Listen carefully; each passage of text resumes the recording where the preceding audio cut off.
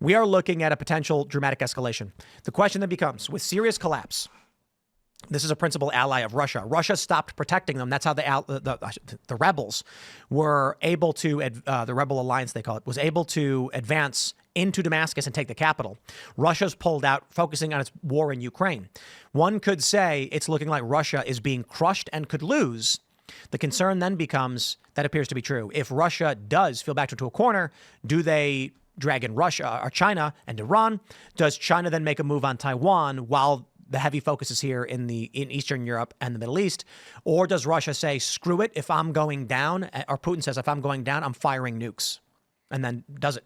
I don't know. I mean, I have a hard time wrapping my head around the idea of Putin actually firing nukes. Do you think that if Putin was facing the collapse of the Russian Federation, that he would just be like, guess I lose?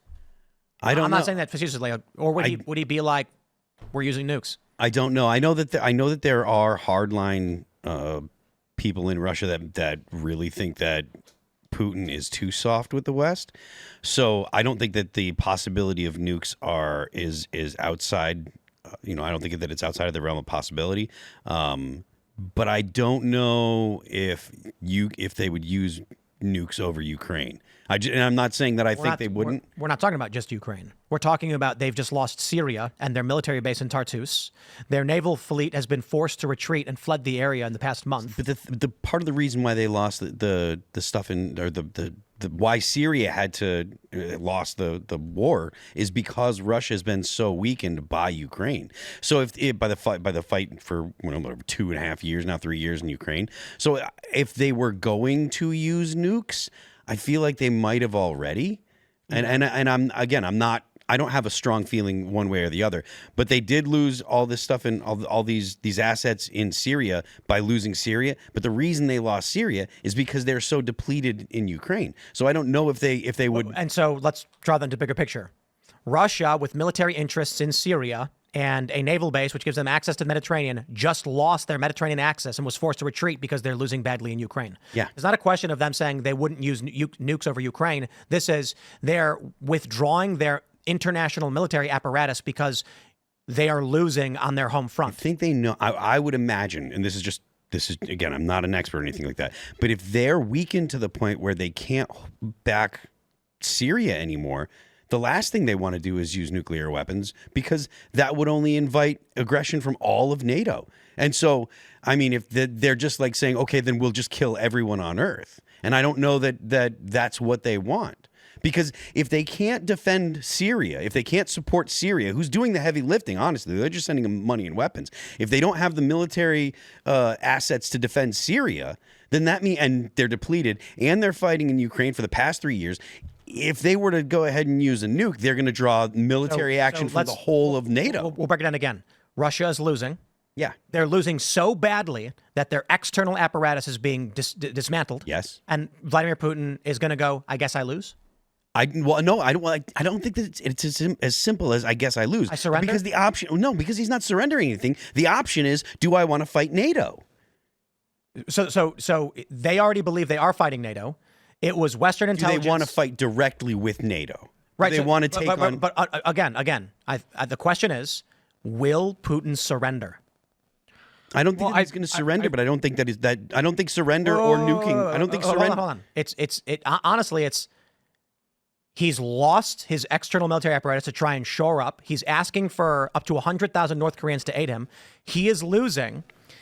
That what's the next move that he has? Retreat from Bryansk and Kursk, fall. So I don't know enough about Western forces. I don't know enough about the internal struggles of Russia to make a prediction. But I think that the option of using nukes draws NATO into direct conflict, not proxy war. NATO to direct conflict with immaterial. Russia. The question is, if Vladimir Putin is losing on his own border to the point that his external military apparatus is collapsing, the question he asks himself is, do I escalate the conflict, which would be the next degree would probably be nuclear artillery, howitzers and such, the Russian term, I don't know the Russian term for the artilleries they use, and with warheads, because they are losing. Ukraine is launching incursions and missile strikes into Bryansk and Kursk.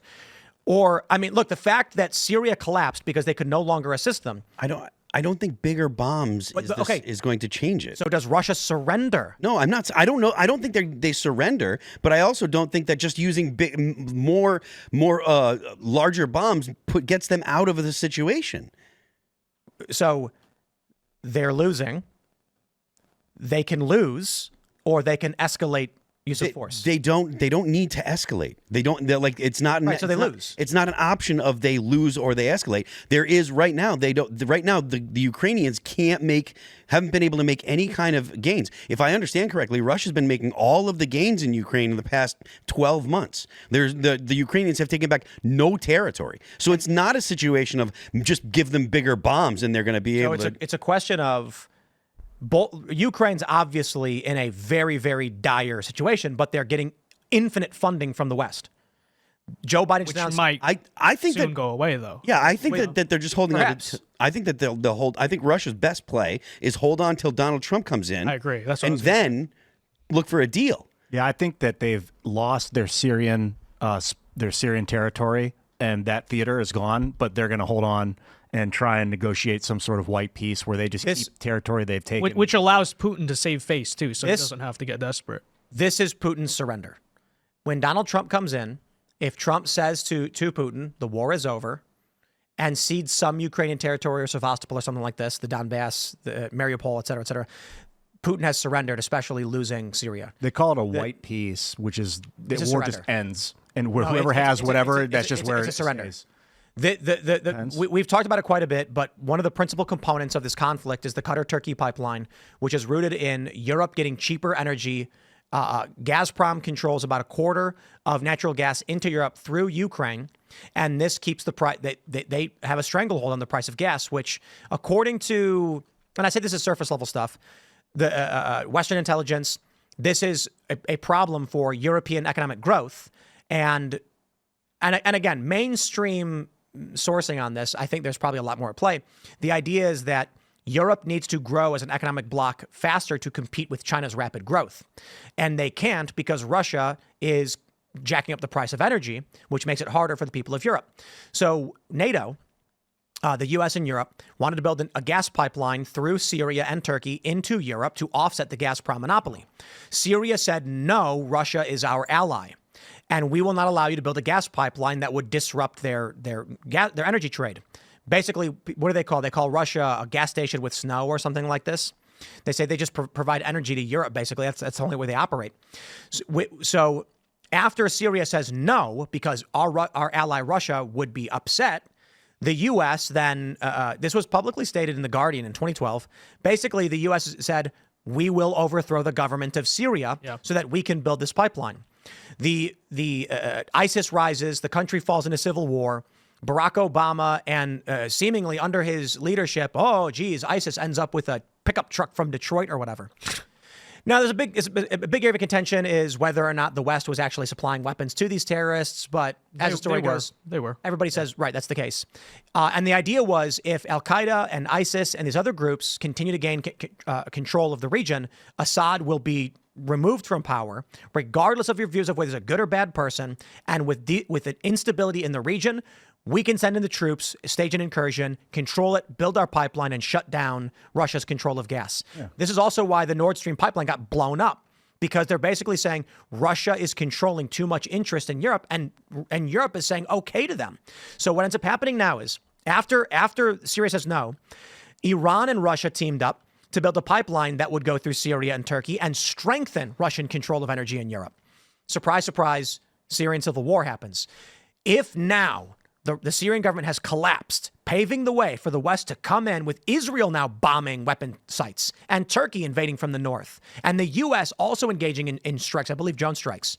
This paves the way, removes all opposition and with Tartus being evacuated, the Russians now have no military option for countering Western forces building a pipeline to shut down their energy trade. Russia lost. The question then becomes, does Vladimir Putin just say, okay, please stop, please, I'm beaten and leave me alone? Or is he a psychotic lunatic, the way the media's implied he is? And he says, you have taken Syria, you have shut down you blew up our pipeline, enough, and say, we're moving in. Does this lead to a bigger conflict? I'm not saying it does.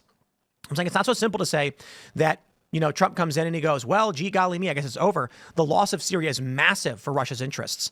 This would mean that if Trump comes in and the war does end, Putin is basically saying, please, I surrender. That's it. Thanks for checking out this clip from Timcast IRL. Make sure to watch the show live Monday through Friday at 8 p.m. Subscribe to this channel, and we will see you all there.